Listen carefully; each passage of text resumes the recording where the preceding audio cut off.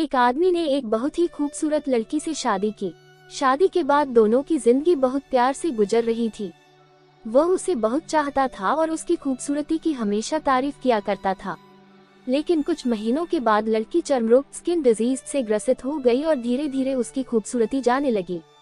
खुद को इस तरह देख उसके मन में डर समाने लगा कि यदि वह बदसूरत हो गई तो उसका पति उससे नफरत करने लगेगा और वह उसकी नफरत बर्दाश्त नहीं कर पाएगी। इस बीच एक दिन पति को किसी काम से शहर से बाहर जाना पड़ा। काम खत्म कर जब वह घर वापस लौट रहा था, उसका एक्सीडेंट हो गया। एक्सीडेंट में उसने अपनी दोनों आंखें खो दी, लेकिन इसके बावजूद भी उन दोनों की जिंदगी सामान्य तरीके से आगे बढ़ती रही।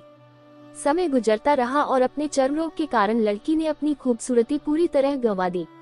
वह बदसूरत हो गई, लेकिन अंधे पति को इस बारे में कुछ भी पता नहीं था, इसलिए इसका उनके खुशहाल विवाहित जीवन पर कोई प्रभाव नहीं पड़ा। वह उसे उसी तरह प्यार करता रहा। एक दिन उस लड़की की मौत हो गई। पति अब अकेला हो गया था। वह बहुत दुखी था। वह उस शहर को छोड़कर जाना चाहता था। उसने अंतिम संस्कार की सारी क्रियाविधि पूर्ण की और शहर छोड़कर जाने लगा।